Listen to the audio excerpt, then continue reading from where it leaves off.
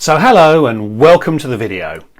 These are strange times for the travel industry.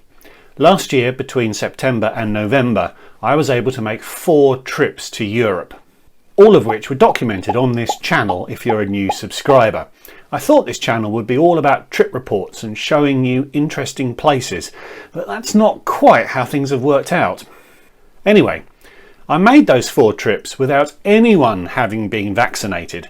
I certainly wore a mask, but at no point did I need to take a test before, during or after any of those trips. Neither did I have to isolate or quarantine at any time. Fast forward 7 months and it could be a different world. Despite mass vaccinations and extensive testing, travel is considerably harder now. And in the UK at least, if you're not prepared to isolate and quarantine, then international travel is effectively impossible. One corner of the travel industry has been absolutely clobbered, having to close down completely for over a year. But it has survived and it is starting to resurrect. And it is resurrecting in a way that could make it a very interesting short-term option if you are desperate to have a holiday in the next few months. And that is the cruise industry. Not something many of you may have considered, but I think it is now a real option, particularly as the UK may not open up to international travel for some months yet. So I wanted to talk about the 6 things I think about when I'm booking a cruise. There's quite a lot to talk about, so I decided to split this video into 2 parts. This first part, part 1, will look at how I set about finding the right itinerary and the right cruise ship. And I'll try to do so in a way that is helpful for anyone considering their first cruise, as well as giving some hints and tips to those who have cruised before. Part 2 will then cover the other essential considerations when making a booking. So stick around. Hi, I'm Matt. Over the last 25 years, I've travelled a lot. I've lived in 5 countries on 4 continents. I've flown over 1.3 million miles. I've visited over 100 countries, every American state, but I'm nowhere near done. So subscribe and perhaps you'll pick up some hacks, hints and tips to make your next trip better. So I've taken 9 cruises over the years and have another 3 booked. I'll share more about those upcoming bookings in a couple of weeks in my quarterly update video, where I'll talk about all of the upcoming trips I have planned. Although cruising has a reputation for existing solely as a way for old people to work on their diabetes, I think that a cruise is a very valid option if you're interested in seeing the world. Cramming visits to so many places into a relatively short holiday is a very difficult thing to do any other way. The first thing to say is that, in my opinion, there's no such thing as a bad cruise. Everyone on a cruise ship is working very hard to make your trip as enjoyable as possible.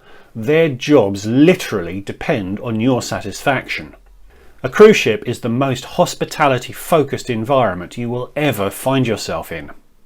There are, however, badly chosen cruises which can lead to dissatisfaction.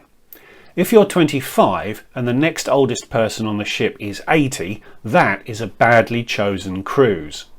If you're keen to explore your destination independently, but you repeatedly dock at container terminals miles and miles away from the city that you think you're visiting, that's a badly chosen cruise. I'm looking at you, Athens. And if you're looking to party every night until dawn and your cruise is all about lectures and meditation, that's a badly chosen cruise. So finding the perfect cruise for you requires quite a lot of research. That might sound like a chore, but for me it's one of the most enjoyable parts of the whole planning process. And regardless of whether you book directly with the cruise line or through a travel agent, they don't want you to be disappointed. So they'll be delighted to offer you guidance. They will understand the pros and cons of any cruise that you might be considering, so will be very happy to steer you in the right direction. All you have to do is ask. And let me steer you in the right direction by inviting you to subscribe to my channel. There's no cost, there's no obligation, and all it will do is make it easier for YouTube to make you aware when I release a new video. And while your finger is on your mouse button, give this video a like, that will help me out too. So the first two factors on my list could be interchangeable, and they are the itinerary and the cruise ship. Depending on your attitude towards your cruise, you'll almost certainly start with one or the other. So I'll start with the one that I start with, which is the itinerary. I cruise because I enjoy the cruising experience, but also because I enjoy visiting interesting places. For me, a sea day is a wasted day, although that position is shifting as I get older. My ideal cruise will involve a couple of new ports, ideally in new countries. So a site I find very handy is cruisetimetables.com. This is not the most glamorous website on the internet, but it does a good job of presenting options from all of the cruise lines in a way that makes it very easy to search the options. I have a hunch that there's some human input required in setting the itineraries, and the site has been a little out of date of late as schedules have been changing so frequently, but in normal times it's the best place I've found for sifting through a large volume of options. Crucially, it also involves indicative pricing. There's nothing worse than getting excited about an itinerary only to find you'd need to cash in your pension to fund it. I normally start with a region and a date range in mind and use this site to narrow the options to produce a long list of things to consider further. I then start to think about the cruise line I'll be sailing with. This is the other entirely valid starting point and is pretty much interchangeable with point one. I've met many people over the years who have had literally no idea which ports they were going to visit when they boarded the ship. For them, it's all about the cruise line they're sailing with. Cruise loyalty can play a part here. Every cruise line will have a loyalty program into which you will credit nights when you cruise.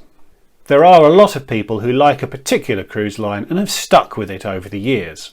From that, they've earned a level of status with the cruise line which gives them benefits that they enjoy, which locks them into that cruise line even further. For me, the importance of cruise line loyalty sits somewhere between hotels, which I don't really care about at all, and airlines, which drives a far higher proportion of my behaviours than is probably good for me. I have mid-level status with Royal Caribbean, which converts across to celebrity as well because they're in the same group. Which is great, but the benefits aren't so significant that they make me exclude other options. Indeed, I quite like experiencing other cruise lines. Even if I had superhero status with Royal Caribbean, I'd still find myself wondering whether I would be enjoying another cruise line more. But cruise lines will often offer status matches as a way of incentivising you to move across to them. So even if you have good status with a particular cruise line, that need not preclude you from considering other options. Alongside consideration of the cruise line, people will often book based on a particular cruise ship or class of ship. Royal Caribbean currently has the largest cruise ships in the world, their Oasis class ships, of which they currently have 4.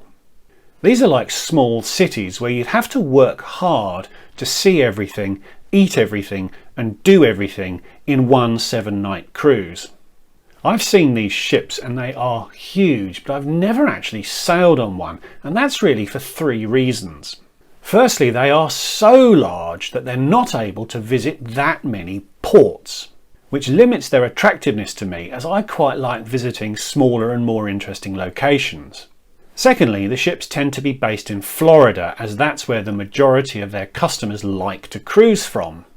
There's a limit on how far a ship can travel from a Florida port on a 7-night cruise, so the ports that they can reach are the most visited and most crowded of any ports in the Caribbean, which isn't always that much fun. And finally, the passenger density is pretty high, but I'll come back to that in a sec. But, self-evidently, for lots of people, these drawbacks are insignificant compared to the attractions of cruising on such a large ship that offers so many things to do. I will travel on one of these megaships one day, as I am keen to contrast it to the smaller ships that I think I'm more comfortable with. So, passenger density. You might think I'm overcomplicating this a bit, but stick with me. When thinking about a ship I might book, I go to Wikipedia and find 2 things: the gross tonnage and the maximum passenger load. Individually, these bits of information are interesting, but when you combine them together, I think they're quite revealing. Symphony of the Seas is currently the largest cruise ship in the world at 228,000 tonnes, and it can carry 6,699 passengers.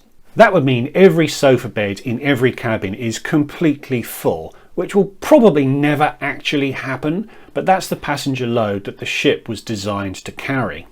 Dividing the tonnage by the passenger count produces a tonnes per passenger statistic, which I think is quite revealing as to how heavily loaded the ship might feel. That largest Royal Caribbean ship therefore has 34 tonnes per passenger, which in isolation doesn't really tell you much.